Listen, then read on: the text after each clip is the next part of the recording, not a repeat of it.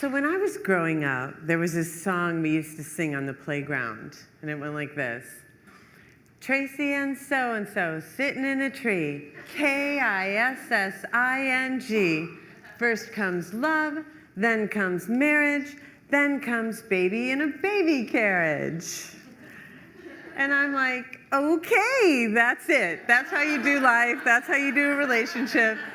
Love, marriage, baby carriage. Okay, got it. And then I grew up, and this is what my life turned out to be. Slightly more complicated, right? Love, marriage, divorce, dry spells. Love, marriage, co-parenting, another marriage, another divorce. You get the picture.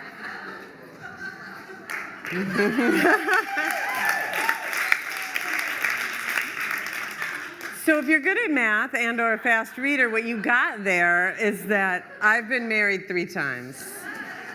Yep, 3. And divorced. And what that's supposed to mean is that I am a total failure at relationships. And that is one way to look at it, but not the only way. Because what I think really happened is that I kept marrying the wrong person. Now, it's not that I didn't, it's not that I chose bad guys. My first 2 husbands were amazing men who are now married to wonderful women who aren't me. And my 3rd husband, well, we're friends on Facebook now. So all's well that ends well, right? After the collapse of my 3rd marriage in 2005, I realized that I had been marrying everyone in sight except the one person that I really needed to marry in order to have a great relationship. And that once I married that person, all of my relationships would be successes, even the failures.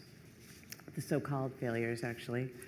So since we're talking today about women inventing, I want to talk about inventing relationship. And what I've found through a lot of trial and obviously many, many, many errors to be the thing that has transformed my life in love. And that is this idea of marrying yourself. So what does it mean to marry yourself? It's a big idea. It's as big as marriage itself, except if I could just summarize it, it would be that you enter into a relationship with yourself and then you put a ring on it. In other words, you commit to yourself fully. And then you build a relationship with yourself to the point where you realize that you're whole right now. That there's no man, woman, job, circumstance that can happen to you that's going to make you more whole, because you already are. And this changes your life. So by now, I'm sure at least some of you are wondering why you should be listening to a 3-time divorcee talk about marriage, even to herself. And I understand that. And here's what I have to say about that. Is that what I've learned, and my experience is that the places where you have the biggest challenges in your life become the places where you have the most to give, if you do your inner work. I kind of want to say that again. The places where you have your biggest challenges are the places where you have the most to give. So let me tell you a little bit about the person I truly needed to marry, myself. I'm from Minneapolis. Woo! My mom was a prostitute and an alcoholic. She put me in foster care when I was 3 months old. My dad was a criminal. He was a drug dealer and a pimp with a heart of gold. Actually, they both had hearts of gold. And he spent more or less my whole life in prison. And he just got out of prison after his most recent sentence, which was 20 years. And I spent, until the age of 9, I was in probably 24 foster homes. And the thing you need to know about this story, because there's like a lot of details, obviously, but the thing you need to know is that I came out of that childhood with one goal: to never be left. And the way I was going to do that is that I was going to get married. That was the way I was going to accomplish that goal. So I got married the first time to a guy I met when I was 17. We got married a couple years later. When I was 19, he was a really good guy from a great family. He had an MBA. I mean, it was like, it was like marriage material. And, I was thrilled. I was like, I have a family, I belong somewhere, this is wonderful. And then after 5 years, I left him. And then 10 years later, I got married again to another wonderful guy who's the father of my now 16-year-old son. We still have a wonderful relationship. He's a really good guy. But after 4 years, I left him too. And I'm not proud to say that I did that, but in order to really marry yourself, you have to get sometimes very painfully honest with yourself about what it is that you've done. So I'm not proud of that. And then 8 years later, I got married again when I was 40. And I was like, okay, this feels right. Okay? Let me tell you what felt right to a girl who was in 24 foster homes. A guy who started to date after 9 months of marriage. Essentially, he started dating a 21-year-old girl. Wow. Which you're like, okay. I mean, it would be funny if it weren't so tragic. You have to have a sense of, that's why, we're Facebook friends. So here I am looking at this person that I just described with the terrible track record of relationships. And I'm like, I'm supposed to marry her? Like, this is the woman you want me to marry? And the answer is yes. Because here's the deal. The thing about marrying yourself is that it's not just like cohabitating. You're not just going to date for a while and see how it turns out. You are going to do this till death do you part. You're going to take vows. So here are the vows. Number 1, you're going to marry yourself for richer or for poorer. This means you're going to love yourself right where you are. You don't say to yourself, when you get to the corner of Hollywood and Vine, then I'll marry you. You don't say, when you lose 10 pounds, then I'll love you. And you don't say, if you hadn't married that loser, I would love you, but since you did, I'm sorry, I think it's over. When you marry yourself, you walk yourself down that aisle exactly where you are. And paradoxically, I've found that loving myself exactly where I am is the only way to get where I'm going. Number 2, you're going to marry yourself for better or for worse. So what this means, it's like most of us are willing to love ourselves for better. I mean, sure, like, I'm having a great hair day today. I love me. That's not what I'm talking about. I'm talking about for worse, like the big life disappointments. Maybe you don't own a home. You didn't get the career you wanted. Maybe you didn't graduate from college. Maybe you didn't get the relationship you wanted. Maybe it hasn't turned out. Maybe you fight with your mom. Maybe you watch too much reality TV. Whatever it is, it doesn't matter anymore, right? Because when you marry yourself, you agree to stay with you no matter what. So third, you marry yourself in sickness and in health. So what this means is that you forgive yourself for your mistakes.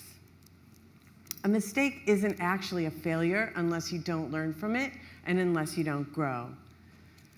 There's a saying, you ask for patience, and what you get is a line at the bank. And what that means is that life does not give you what you asked for. It gives you the people, places, and situations that allow you to develop what you asked for.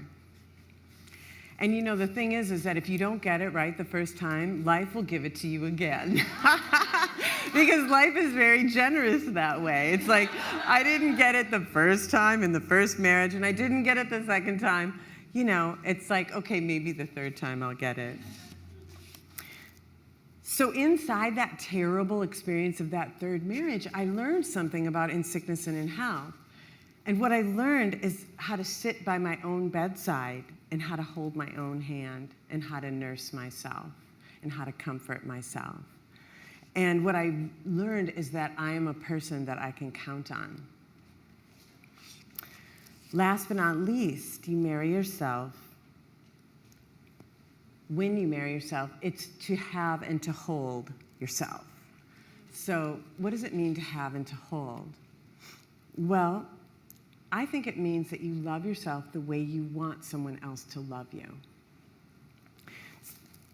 I had always been going through life like with this sense of lack. I felt like I was kind of half a person and that I was missing something.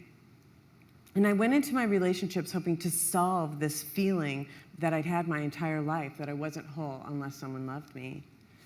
And the truth is that I wasn't ever going to feel whole until I learned to love myself. So this business of marrying yourself transforms every area of your life, your business, family relationships, kids, social relationships, friends. Because when you marry yourself, this huge thing happens. You become able to love in this whole new way.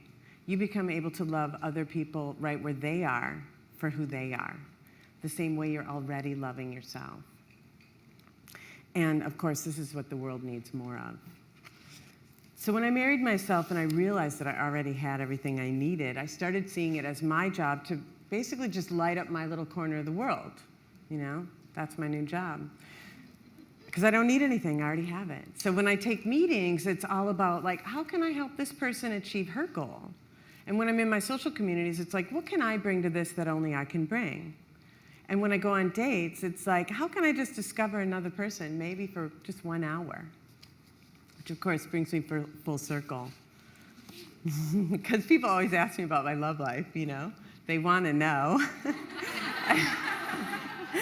And, you know, the answer is I'm still working on it, aren't we all, you know? So this is where I am right now. About 3 months ago, I went on a first date. And about 30 minutes into the date, I found myself paying attention not to whether he liked me, but how I felt in his presence. I noticed that I was like light and happy and joking. And as I reflected on the date afterward, I was like, wow, I got really excited. I'm like, look, this is how committed I am to myself. I'm not even on this date trying to like get someone to like me.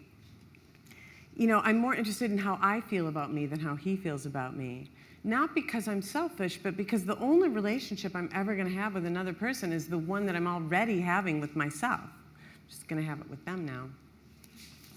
So it turned out he liked me, you know, and we're still together, and it's cool and amazing, you know, but like I've been married 3 times, so slow down. You know?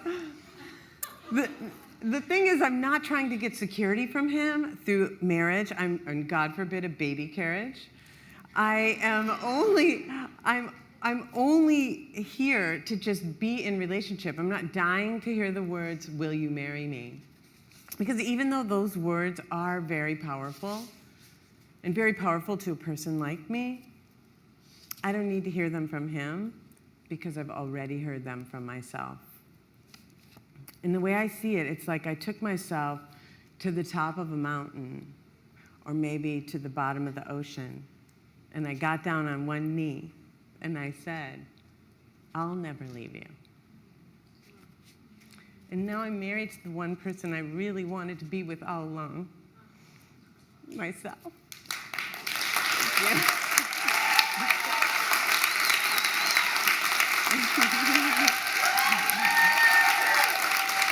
Thank you.